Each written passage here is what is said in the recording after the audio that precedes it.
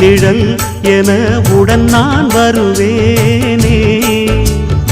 ஏழ் பிறப்பும் உயிர் துணை உனை நான் பிரியேனே.